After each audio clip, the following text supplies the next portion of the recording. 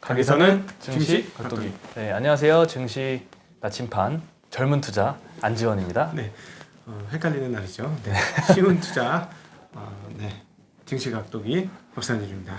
뭐 시장이 오랜만에 화끈하게 한 대 뺨따구를 딱 때리고 가네요. 그죠? 네, 그렇죠. 네, 막판에 약간 때리고 쓰다듬는 듯 하지만 어쨌든 한 방 세게 맞았어요. 네. 네. 오늘 코스피 한 0.8% 빠졌고요. 코스닥은 2% 빠졌습니다. 오른 종목이 오후쯤 될 때 오른 종목이 없더라. 네, 손에 꼽을 정도인 것 같아요. 쫙 팔았고, 사실은 저는 시장 빠져서 어제까지 상당히 행복했어요.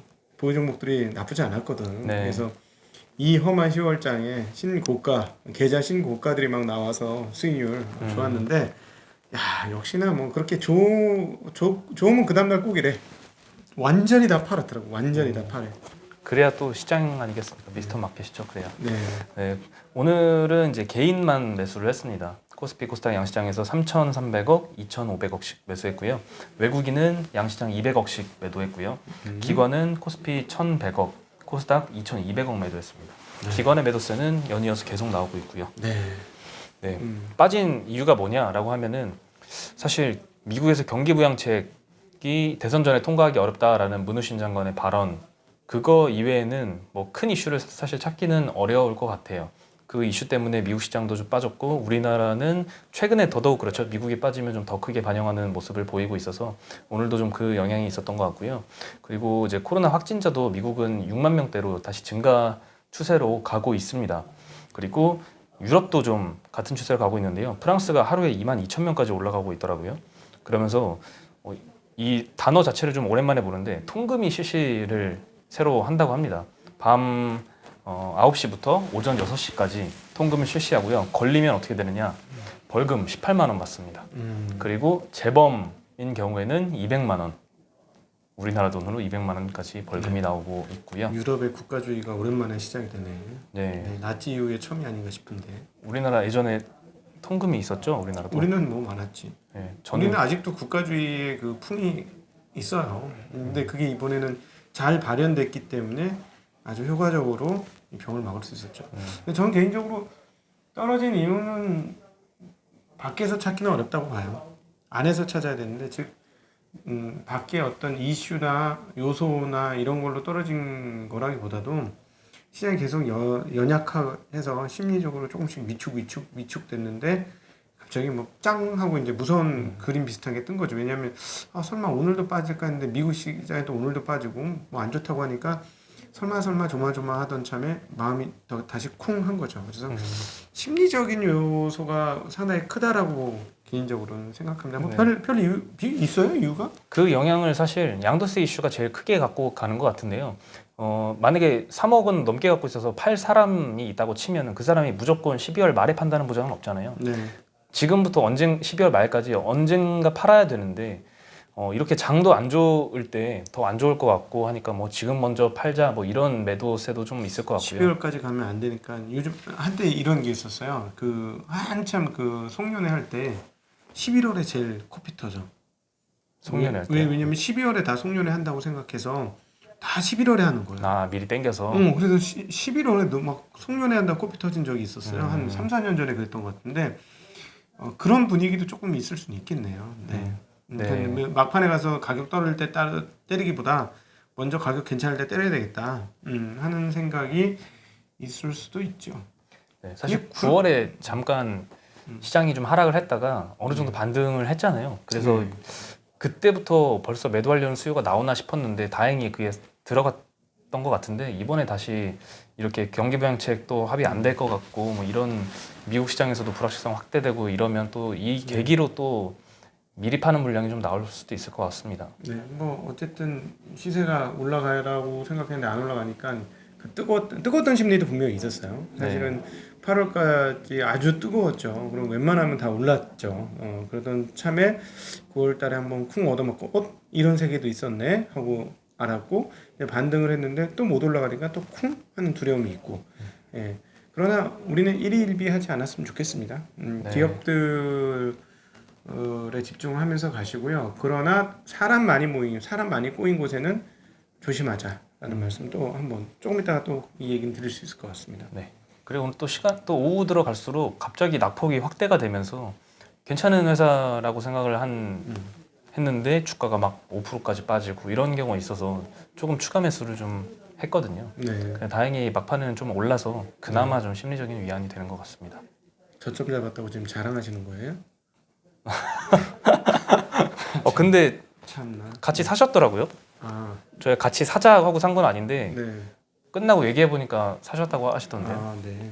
네. 네, 좀 위안이 되셨는지. 본능적으로 움직이는 거죠. 본능. 네, 그렇군요. 네, 그리고 오늘 상승한 업종이 별로 없어가지고 네. 유일하게 좀 상승했던 업종이 보니까 제지 쪽이 좀 많이 올랐었거든요. 네. 대양제지라는 이제 골판지 원지 만드는 회사거든요. 원지라는 거는 이제 골판지를 만들 때 그 원재료, 종이. 그렇죠. 예, 원재료인데 골판 종이. 네, 원지 만드는 업체에서 이 대양제지에서 공장에 화재가 났다고 합니다. 네. 그래서 이 회사의 골판지 원지가 시장에서 7% 정도의 비중을 차지하는데 여기가 생산을 완전히 멈추면서 다른 골판지 원지 업체들이 가격을 한 20% 정도씩 올렸다고 합니다. 야, 그러면 이제 택배 회사들은 야 코피 터지네. 그렇죠. 그 원가 부담이 당연히 있을 수 있고요. 그게 갑자기 나중에 전가하기도 힘들고. 그렇죠. 그래서 요즘에 CJ 대한통운을 기점으로 택배비가 오르는 게 아니냐 이런 얘기도 나오고 있습니다. 옛날부터 계속 올리려고 했었어요. 네. 네. 사실 택배비가 오랫동안 네. 2,500원, 3,000원 이 수준으로 있었잖아요. 참 사실 상당히 고맙죠. 냉정하게 따져보면 우리 저 옛날에 그 한참 유행하는 요즘도 유행하나 그 중고 거래 있잖아요. 네. 어디서 만나서 갑시다. 만나서 거래합시다. 이러면 생각을 해보면 전철비가 2,500원, 3,000원이야. 가까운 거리가. 네. 근데 이거 2,500원, 3,000원 아니에요? 그렇죠. 그러니까는 정말 싼 거죠, 사실은. 네, 그렇죠. 그렇군요. 그렇군요. 네, 사실 이번에 그 원지 가격을 인상을 했는데 요 20% 상승한 거 가지고 이제 다른 업체들이 좀 겁먹은 건 아니고요. 2016년에도 비슷한 규모의 화재가 있었는데 이번 화재보다는 좀 덜 했거든요. 심각한 화재는 이번에보다는 아니었었는데 그때는 9개월에 걸쳐서 원지 가격이 60%나 상승을 했습니다. 조금씩 계속 올랐기 때문에 그 경험으로 봤을 때 이번에는 더 큰 화재였고 하니까 20% 상승에 그치지 않고 더 올라갈 거를 걱정을 하고 있는 것 같아요. 그래서 네. 다만 이로 인해서 수익성이 좋아지는 업체도 분명히 있을 것이고요. 종이업체들은 좋아지겠죠. 그렇죠. 네. 네, 그래서 오늘 테림 포장 같은 경우에는 한 10% 올랐고 아세아 제지 8%, 대림 제지 4%씩. 네. 제지 업종은 대체로 상승을 해서 마감을 했습니다. 네. 네, 그리고 오늘 빅히트 얘기도 안 할 수 없죠. 오늘 첫 상장을 했는데요. 따상에 성공을 했다가 얼마 안 지나서 이제 상한가가 풀려버렸어요. 그리고 네. 쭉 떨어져서 마감을 했습니다. 종가가 거의 저점 근처에서 끝났어요. 네. 네. 기타 법인에서 매도가 많이 나왔더라고요. 네. 그래서 사실 어저께 새로운 뉴스가 나왔잖아요. 네네. 기관 물량 중에 이제 확약 물량과 미확약 물량이 있는데 확약 물량 쪽으로 비중을 더 빅히트에서 편중을 시키면서 상장 직후에 매도 나오는 물량을 최대한 방어를 한 결정이었는데 그럼에도 불구하고 주가가 이렇게 빠졌습니다. 네, 시가 쪽이 또 워낙 컸고요. 만약에 미확약 물량이 그대로 정말 카카오 게임즈 이런 애들보다 더 많았었다면 네. 어저께 그 조정이 없었다면 아마 더 크게 하락을 했었을 것 같아요. 네, 하여튼 그렇습니다. 제가 오디오 클립에도 간단하게 이야기를 올려놨는데 사람이 너무 많이 모인 곳은 심리가 뜨거운 곳이에요. 근데 심리가 뜨거운 곳에서는 심리 싸움 하기가 힘들어요. 그래서 아예 피하는 것도 방법입니다. 안 먹고 말지. 네. 논란이 많을 수 있죠. 어제 저희도 말씀드렸지만 10조? 비싸지. 사실은 비싸요. 네. 그거는 비싸고 지금 3, 4 합친 거보다도 월등 비싼 거니까 물론 같지는 않다고 봅니다. 같지는 않다고 봐도 그럼에도 불구하고 이익 대비 주가 수준이 몇 년치 후 거를 지금 땡겨왔는지는 올해 실적 보고 내년 실적 보면 나올 건데 최소한 3, 4년 안에 이후의 실적이겠죠. 그죠? 네. 네. 에비타 배수 기준으로 봐도 다른 YG나 JYP 이런 애들보다 한 2배 가까이 거래가 되고 있으니까 확실히 그걸 합당화 시켜줄 만한 그런 명확한 이유가 아미 얘기했지. 암이요. 네, 아미 얘기했죠. 네. 네. 그래서 정확하지 않아요. 정확하게 알 수는 없을 것 같아요. 근데 어쨌든 우리는 이렇게 생각해야 돼요. 데이터는 정확한 게 없어요. 근데 주식시장 심리가 반영하는 측면에서 보면 심리가 뜨거운 건 좋은 소식은 아니라는 겁니다. 그 심리 데이터를 읽는 거는 유효하다라고 해요.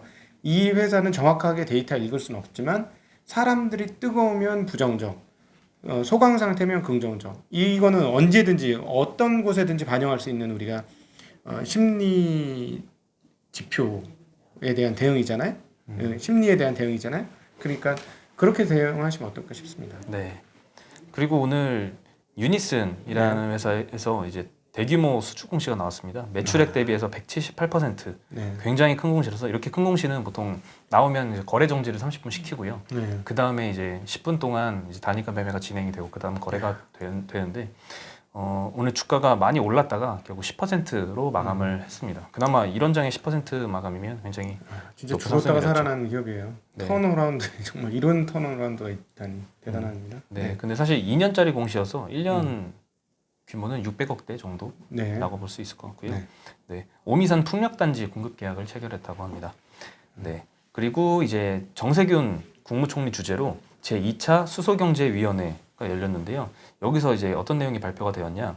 수소연료 전지로 생산한 전력의 구매를 의무화하는 제도가 도입될 예정이라고 합니다. 네. 수소발전 의무화 제도를 HPS라고 한다고 합니다. 네. 이 제도는 이제 태양광, 풍력 등이 모두 포함된 기존의 신재생에너지 공급 의무화 제도 (RPS라는) 제도가 있잖아요. 여기에서 연료전지만 분리해서 별도의 의무 공급 시장을 조성하는 것이고요. 이거는 뭐 수요 측면에서 좀 수소 경제를 또 북돋아 주는 거라면 공급 측면에서 봤을 때는 기존의 도시가스사들만 공급이 가능했던 이 천연가스 공급 체계를 바꿔서 한국가스공사가 수소 제조 사업자에게 천연가스를 직접 공급하도록 허용을 해줬다고 합니다. 이 수요와 공급 양쪽 측면에서 정부가 막 키우고 있는 모습인 것 같습니다. 네. 수소 관련 정부 예산은 올해 5,800억이었는데요. 내년에는 8,000억 규모로 35% 정도 확대할 예정이라고 하고요. 네. 이를 통해서 2040년에는 연료전지 보급량을 8기가와트 달성하고 20년 동안 25조 원의 투자를 창출한다는 목표를 같이 발표를 했습니다. 그리고 최근에는 현대글로비스에서 수소에너지 네트워크 구축을 위해서 현대제철, 현대차, 한국가스공사와 MOU를 발표를 했었는데요. 오늘 이 종목들이 다 같이 현대차를 제외하고는 전부 다 상승을 했습니다. 오늘은 또 제지주 이외에 수소 관련주들이 많이 올랐는데요. SK가스 9%, 두산 피어셀 5.5%, 현대제철 여기도 연료전지 부품 중에 금속 분리판을 제조한다고 하고요. 7% 올랐고요. 현대 BNG 스틸 6%, 현대글로비스 6% 이렇게 많이 올랐습니다. 네. 오랜만에 철강주들이 좋았어요. 네, 철강주들은 다른 것도 많이 올랐죠. 네.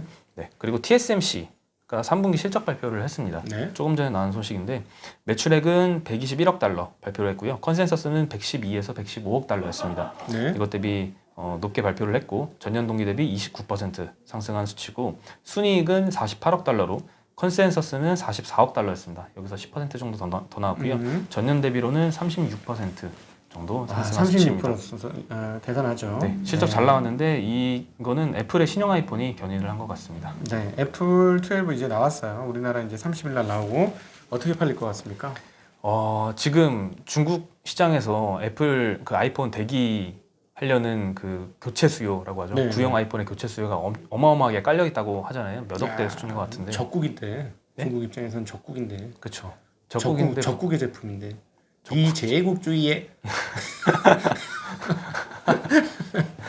야, 그런데 얼마나 엄청나게 쌓여있다. 네, 엄청나게 쌓여 있고 전 세계적으로도 많이 쌓여 있는 것 같아요. 네, 그래서 사실은 사전에 좀 주가가 올랐죠. 한국의 이제 밸류 체인들 애플의 부품을 제조해주는 올랐는데 이미 올랐다가 오히려 이제 지금은 흐물흐물한데 만약에 정말로 예상을 초과하는 수준의 판매가 나온다면 또 달라지겠죠. 그렇죠. 그건 이제 시즌 2가 시작돼요. 걔네들은. 그래서 그거는 한번 보셔야 되는데 이게 5G 첫 번째 5G이기 때문에 5G만 나와라 하고 기다리던 사람들이 꽤 많을 거거든요. 네. 그리고 저는 이번에 핵심은 아이폰 미니라고 봅니다. 감히 저한테 물어본다면. 네. 그게 화면이 커졌어요. 기존에 것보다 화면이 커졌는데 사이즈가 자꾸 얇아요. 한 손으로 쓰기에 상당히 편한데 가격이 싸요. 그래서 이번 아이폰 대수 기준으로 난리가 나느냐 여부는 아이폰 미니에 있을 것이다. 그래서 아이폰 미니가 많이 팔리면 부품 업체들이 좋다. 부품 업체들은 어차피 개수 싸움이거든요. 네. 그러니까 개수만 많이 팔리면 되는 거예요. 그래서 아마도 제 판단은 지금 699달러 나왔잖아요. 신기록 나오지 않을까 싶습니다. 그러니까 우리가 이제 연간 탑 10 뽑잖아요. 핸드폰 중에 제일 많이 팔리는 거. 감히 예상하면 내년도 탑10에 첫 번째는 아이폰 미니가 가지 않을까 하는 생각은 해보고 있습니다. 네. 네, 사실 이번에 4기 중 다 5G 지원을 하면서 5G 스마트폰 출하량 기준으로는 화웨이와 삼성전자가 1, 2위였는데 네. 삼성전자를 제치고 2위로 올라갈 거라는 전망도 있고요. 네. 내년에는 화웨이도 제치고 1위까지 올라갈 거라고 전망을 하더라고요. 네. 네. 네. 어떻게 될지 보시죠. 그리고 우리나라에 주요한 그 부품 업체들이 꽤 있습니다. 네. 네. 이미 한번 올랐었는데 만약에 예상치를 초월하는 수준의 판매량이 된다면 달라지겠죠. 네. 중국 경제 성장률 전망치를 이제 IMF에서 했는데요. 상향시켰습니다. 네. 네, 기존에 1% 상승 전망을 했거든요. 성장. 근데 이제 이번에 1.9%로 네. 무려 2배 가까이 상향을 시켰고요. 예. 내년도에는 무려 8.2%로 음. 전망을 했습니다. 네. 네, 이로써 중국은 2020년도에 세계에서 유일하게 플러스 성장을 기록하는 국가가 될 것이다라고 하고요. 네. 분기별 성장률을 말씀드리면 1분기에는 마이너스 6.8%, 2분기에는 3.2%로 반등을 했고요. 3분기에는 5%대 네. 정도로 예상을 하고 있습니다. 4분기에도 상승 추세가 이어질 것이라고 예측을 하고 있고요. 아침 방송에도 말씀을 드렸습니다만은 그 글로벌 IB 9개 회사에서는 그 올해 GDP 성장률을 2%로 봐요. 아니다. 3%인가? 2%대로 봐요. 그러니까 여기 1.9%로 봤죠. 네. 이거보다 더 높게 보고 있고요. 그리고 이렇게 유일하게 지금 성장하는 성장 엔진이 되었기 때문에 더 외국 자금들이 더 많이 들어간다. 그리고 거기에다 덧붙여서 중국에서 위안화 국제화에 대한 욕구 and 달러가 필요해. 네. 달러가 없어 중국에. 그래서 달러화에 대한 수요로 인해서 금융 개방이 같이 이루어지고 있다는 것이죠.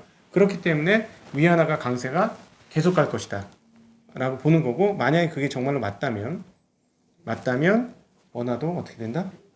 강세일 것이다. 따라간다. 네, 강세일 것이다. 그러니까 지금 보면 1140원 들어와서 튀었어야 되는데 50원대로 안 튀어요 지금. 네. 그게 참 신기한 거고, 그다음에 이 기점은 환율의 맥점은 어디냐?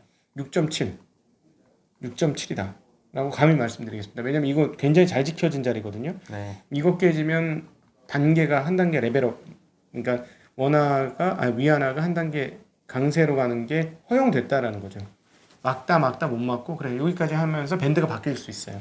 그래서 6.7이 어떻게 한순간에 깨지진 않을 거라고 저는 개인적으로 보는데 어떻게 되는지 한번 지켜보면 재밌을 것 같습니다. 네.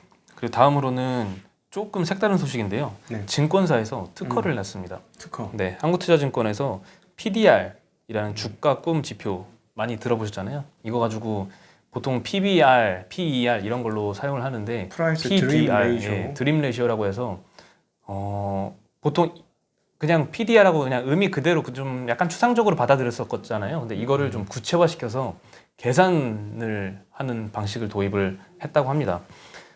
그래서 분자인 D는 뭐가 들어가냐면은 해당 산업의 10년 후 전체 시장 규모 곱하기 이 기업의 시장 점유율 10년 후입니다.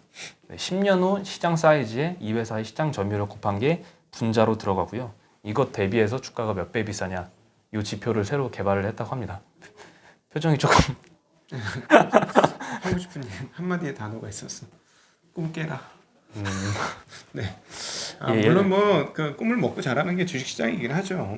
네. 많은 사람들이 이걸 보고 이렇게 얘기하겠죠. 주가를 합리화시키려고 이런 지표를 만든 거다. 아니 듣자마자 옛날에 PSR 생각이 났거든. 그렇죠. IT 버블 때 네, 나왔었던 2000년을 거죠. 경험했던 사람으로서 그때 막 너무 이게 뭐 PER, PBR로 해석이 안 되니까 그 기록적인 천문학적인 배수가 나와버리니까 네. PSR하고 세일즈에 대한 배수를 또 만들었었거든요. 매출액 대비 시가총액이 몇 배 비싸냐. 네, 박살났어요. 그러고 그렇죠. 그러고 박살났어요 시장. 그래서 네. 이런 거 나오는 건 별로 좋지는 않다는 느낌. 죄송합니다.